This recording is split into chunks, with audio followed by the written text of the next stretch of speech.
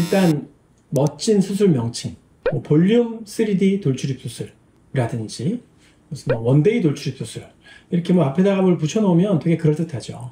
엄청 팬시합니다. 여기는 뭔가 다른가 보다. 뭐 결국은 이제 돌출입 수술을 그 자체를 잘해야 되는 건데, 정작 수술을 하는 거는 의사가 손으로 하는 건데 거기에다가 뭐 멋진 명칭을 붙여놓는다고 그 수술이 더 잘 되는 건 아니죠. 현혹되지 않았으면 좋겠다. 그것도 조금 함정이 있고, 또 하나는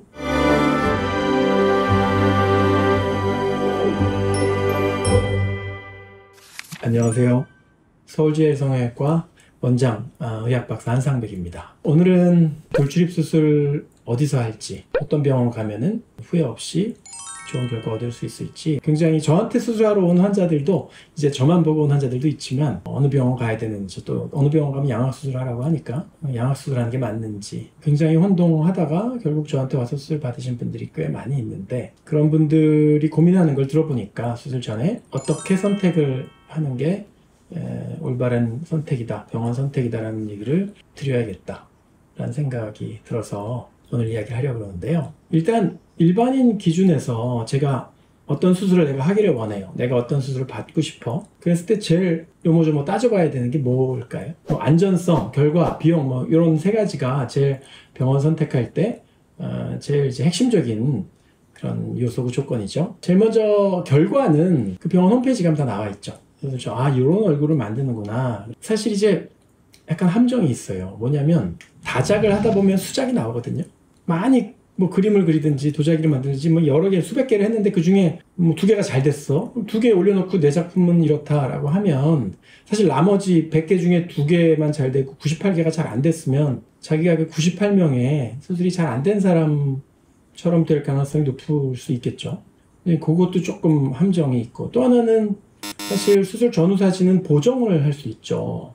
또 수술 전 사진은 좀 추레해 보이고 화장도 안 하고 머리도 안 빗고 한 사진 해놓고, 수술 뒤에는 화장하고 막 수술 전후에 막 살결도 다르고 뭐 수술 후에는 뽀사시하게 만들 수도 있고 하니까 이제 그런 것도 현혹할 수 있고, 또 보정을 또 비양심적으로 할 가능성도 있다고 보고요. 그래서 결국 결과에 대한 조금 더 객관적인 데이터를 보려면 영상을 봐라, 수술 전후에 영상을 봐라 라고 하고 싶어요. 그러니까 결과만 딱 갖다 놓고 결과를 예쁘게 보정하거나 이렇게 뽀사시하게 만든 게 아니라 수술 후부터 그냥 다 보여주는 거예요. 그냥 수술 다음 1시간 뒤, 2시간 뒤, 다음날 5일째 이렇게 다 보여주면 정말 여기서는 이런 식으로 진행이 되고 수술 결과가 이렇게 나오는 거라는 걸 좀 더 믿을 수 있겠죠. 동영상을 포토샵을 할 수는 없으니까. 제가 좀 자신 있어 하는 부분도 이제 그겁니다. 수술 직후에 2시간, 3시간, 뭐 1시간 이런 영상들이 저희 홈페이지에 많이 올라와 있어요. 그래서 다 보여줄 수 있다 이거예요. 저는 수술 후 영상 다 보여드리고 있고, 이 수술 전후 사진, 보정 가능한 수술 전후 사진, 정지 사진보다는 그런 영상이나 또는 움직이는 뭐 짤이라고 그러죠. GIF 파일, 그러니까 움직이는 모션 픽처 같은 걸로 보정 불가능한 사진을 보고 좀 결과를 예측해 보시라고 얘기하고 싶고요. 두 번째는 안전성이죠.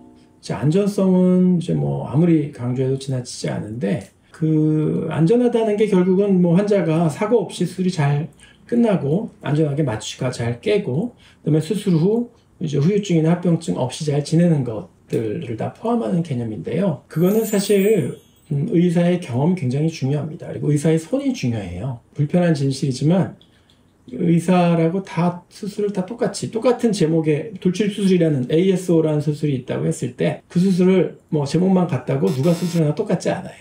그러니까 이제 제가 수술하는 거랑 다른 사람이 수술하는 거랑 똑같은 돌출입 수술을 해도, 심지어는 똑같은 계획지를 주고 이렇게 수술해봐라 해도 아마 결과는 다르게 나올 거예요. 어쩔 수가 없어요. 이거는 타고난, 누구나 그림 잘 그리고 누구나 노래 잘 부르지 않잖아요. 마찬가지로 수술도 누구나 손이 정교하고 섬세하지 않습니다. 그래서 정교하고 섬세하고 이런 손을 가지고 있을 때 중요한 구조물, 뭐 신경이나 혈관 이런 걸 잘 피해서, 또 치아뿌리 이런 걸 잘 피해서 깔끔하게 수술할 수 있는 그런 실력이 있을 때 수술 후 후유증도 미연에 방지할 수가 있고, 그 수술하는 의사의 집도의의 수술 솜씨를 많이 탄다는 것이죠. 이 수술 후 후유증이라는 것 자체가. 또 안전하게 수술하려면 또 환자에 대한 좀 애정이 있어야 됩니다. 이게 내 가족처럼 뭐 목욕탕 이야기에서 했지만 세척 열심히 하고 수술하고 나서 깔끔하게 엣지 맞춰서 고정하고 끝까지 최선을 다하는 또 완벽주의적인 이런 좀 장인 정신, 열정 이런 수술에 대한 이런 집념 이런 게 있어야 또 안전도 어느 정도 보장이 된다고 할 수 있습니다. 비용은 이 세상에 싸고 가치 있는 건 없습니다. 그래서 저희 병원의 비용은 사실은 아마도 같은 돌출입 수술을 하는 병원이 있다면 아마 대한민국에서 제일 비쌀 겁니다. 많이 내린 거예요, 그게. 왜냐하면 환자들이 너무 많이 차이가 나면 이제 비용 때문에 다른 병원에서 다른 집도 예손에 수술을 하게 되는데 글쎄요, 그것도 환자의 선택이지만 제가 비용 때문에 환자가 저한테 수술 받고 싶어도 못하게 하는 것도 좀 마음이 좋지 않습니다. 그래서 어느 정도 이제 환자 눈높이에 어느 정도 이제 받아들일 수 있을 만큼으로 좀 낮춘 건데도 환자들이 늘 이제 볼멘 소리를 하세요. 다른 병원보다 많이 비싸다. 근데 이제 제가 드리고 싶은 말씀은 돌출입 수술이라는 게 일종의 예술 작품 같은 건데 내가 그린 그림을 싸게 내놓고 싶은 화가는 없겠죠. 명화를 그린다는 전제하에. 저도 정말 열심히 제 집념을 가지고 수술해서 그 비용만큼, 비용 이상의 가치가 있도록 수술을 해드린다고 생각하고 있는데 환자 입장에서는 누구나 그렇습니다. 모든 소비자는 다 물건을 싸게 사고 싶어 하죠. 가격 비교 사이트에서 똑같은 컴퓨터를 여기서 10만 원 싸게 팔아. 그러면 그거 빨리 사야죠. 근데 이제 이 수술이라는 건 그런 게 아니다. 일종의 작품 같은 거기 때문에 수술을 싸게 했는데 결과가 별로 안 좋아. 그럼 무슨 의미가 있어요? 평생 한 번 하는 수술이기 때문에 전에 자동차, 경차 한 대 값이라고 그래서 제가 그런 이야기를 또 영상으로 내보낸 적도 있는데 비용 면에서 싸다고 선택해서는 안 될 것이다. 저는 그런 생각을 가지고 있습니다. 또 이제 다른 몇 가지 더 얘기를 드리자면은 병원 선택하는데 이제 환자를 현혹하는 것들이 많습니다. 이제 어떤 병원을 선택해라 보다는 이런 걸로 선택을 하는 건 옳지 않다. 그러니까 이런 것 때문에 현혹돼서 선택을 하지는 말아라 라고 얘기하고 싶은 게 몇 가지 있는데요.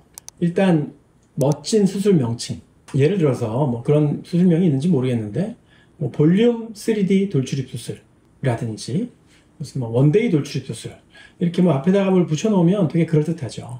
엄청 팬시합니다. 여기는 뭔가 다른가 보다. 볼륨 3D 이런 거 붙이면 굉장히 그럴듯해 보이지만 수술 명칭에다가 멋있는 거 붙인다고 수술을 잘하게 되지는 않잖아요. 결국은 이제 돌출입 수술을 그 자체를 잘해야 되는 건데 정작 수술을 하는 거는 의사가 손으로 하는 건데 거기에다가 멋진 명칭을 붙여놓는다고 그 수술이 더 잘 되는 건 아니죠. 그래서 멋진 수술 명칭에 좀 현혹되지 않았으면 좋겠다. 또 비슷한 맥락으로 그럴듯한 수술 기구 갖다가 앞에다가 붙여놓는 거 또 좀 조심했으면 좋겠습니다. 옛날에 한때 레이저 안면 윤곽, 레이저 돌출입 수술, 내시경 돌출입 수술, 내시경 윤곽 수술 이런 거 되게 유행한 적 있는데요. 레이저로 뼈 안 잘립니다. 근데 마치 레이저로 뼈를 잘라서 무슨 그 SF 영화의 레이저 칼처럼 쓱 하면은 그냥 뼈가 툭 무통으로 피도 안 나고 통증도 없이 쓱 잘려서 이렇게 마술처럼 수술되는 것처럼 그렇게 호도한 경우들이 있었고요. 또 내시경으로 보면서 수술하면은 수술이 더 잘 되는 것처럼 내시경으로 수술하면은 더 좋은 점이 있는 것처럼 이렇게 얘기하는 경우도 있고 그랬는데 돌출입 수술은 내시경으로 볼 필요도 없고 그냥 눈으로 보여요. 그 틈으로 눈으로 보이는데 그 내시경 라인을 집어넣어서 볼 이유가 뭐가 있어요? 그냥 보이거든요. 그러니까 그거는 이제 내시경 레이저 이런 거 갖다 붙이면 환자 입장에서는 굉장히 팬시하고 되게 여긴 뭔가 다르고 멋지다 이렇게 생각할 수 있지만